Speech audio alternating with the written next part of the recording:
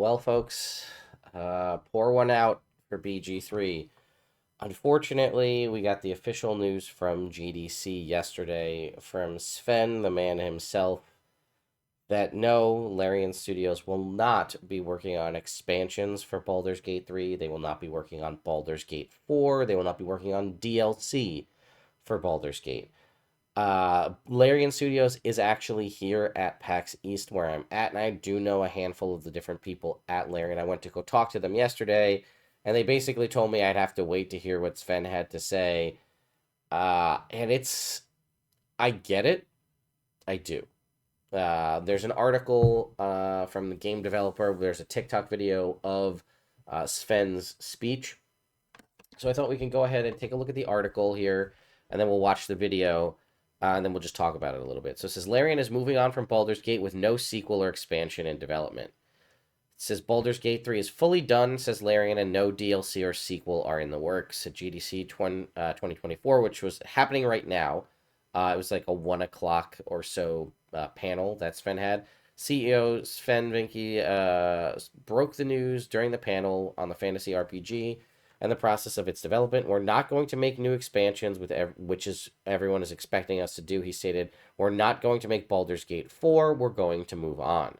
He said it at GDC of all places because the studio's been, quote, bombarded with questions about continuing the hit title. Its next project is going to be something new, which he was naturally secretive about. So then it goes on to just talk about the commercial success of Baldur's Gate 3 and how great it is. So and then we can go ahead and watch. Here is we'll pull up. Here is the TikTok video here. I can't get it to scroll up. Here we go. See if it'll play. Baldur Gate will always have a warm spot in our hearts. We'll forever be proud of it, but we're not going to continue with it. We're not going to make new expansions, which everybody's expecting us to do. We're not going to make Baldur's Gate 4, which everybody's expecting us to do. We're going to move on. We're going to move away from D&D, and we're going to start making a new thing. I'm saying it here because I'm a forum, and we get bombarded by people that expect us to do these things, but that's not for us. It's going to be up to the Wizards of the Coast, because it's their IP to find somebody to take on the torch, to think we did our job. And so for us, it's time to get a new puppy. Let's close that. All right.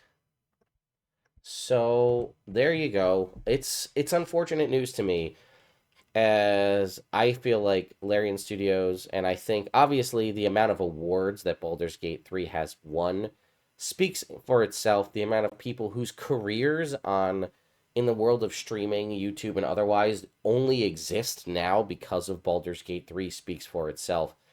It's actually also probably one of the first times for someone like me that I've been so interested in what I would consider like a mainstream popular game that it's like a wild means of me being able to connect with other people in like the popular streaming space just because of this game.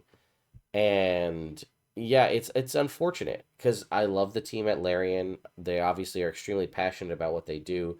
I mean, for some people, it seems like it's a novel concept, them shipping a finished game, waiting until, the game sat in early access for 3 years, with constant updates and changes, and they delivered basically everything they said they were going to do.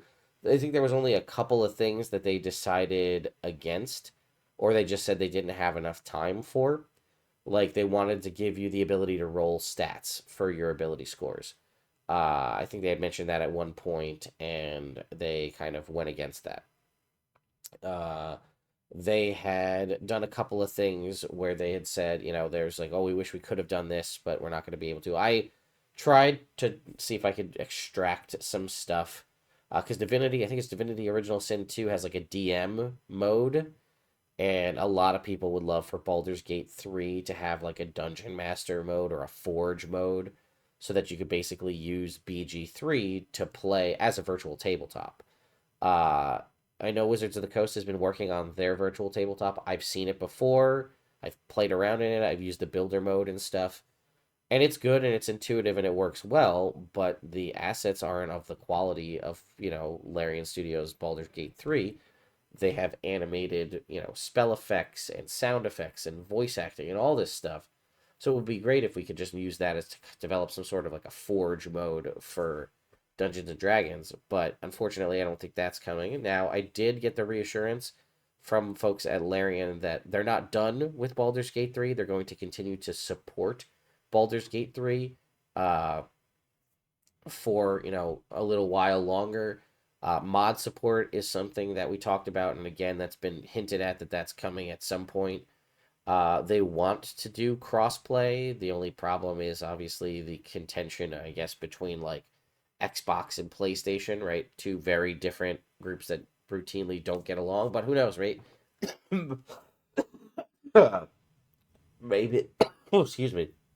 Maybe after, Xbox giving up exclusives to PlayStation, potentially in the future, maybe that relationship isn't as tenuous as we thought. I don't know.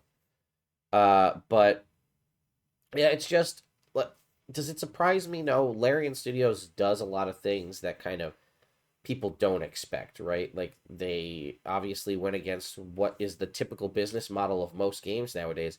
Ship a game as soon as you're able to, fill it with microtransactions and day one patches and all this kind of stuff. And Baldur's Gate 3, they've even added so much extra content just in the form of patches, right? The entire epilogue to the game was a patch. Wizard's wardrobe and allowing people to change this stuff. So many different little updates and edits.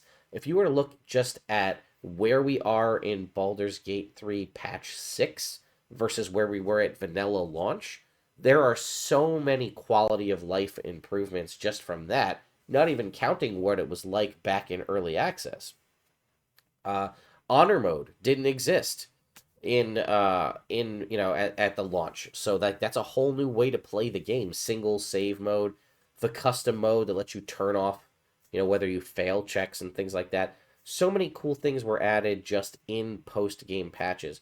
So I know we're going to probably see a handful of more patches going forward, and I wouldn't be surprised if Larian officially tells us, like, all right, aside from, like, if there's somebody finds, like, a ridiculously game-breaking bug, like, this is the last update for Baldur's Gate 3, we're moving on. And another thing I did hear, again, from the folks at Larian is that they were kind of back and forth on whether or not they wanted to do more, but when they made the ultimate decision to move on from Baldur's Gate 3 to whatever the new project is that they're working on now, there was kind of like a general kind of sigh of relief and then also excitement from all of the, I think there are like 400 people plus at Larian Studios, very excited to take on whatever the new endeavor is and their new project. And that's pretty exciting, so I'm excited to see what they do. Am I worried about Baldur's Gate 4?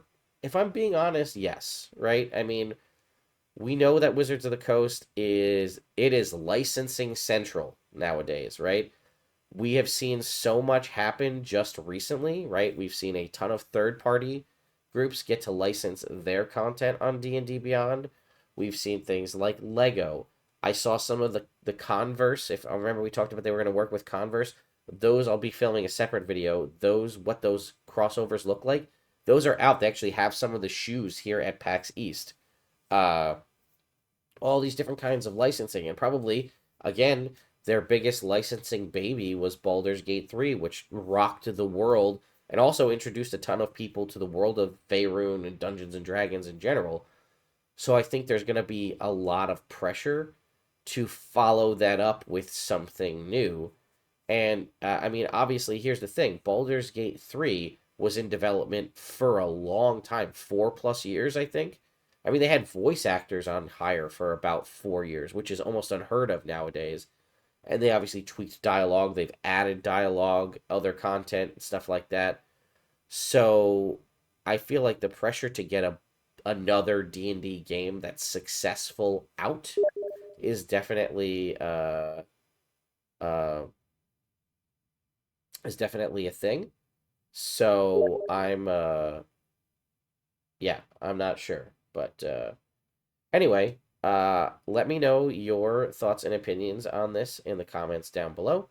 I'll see you all next time.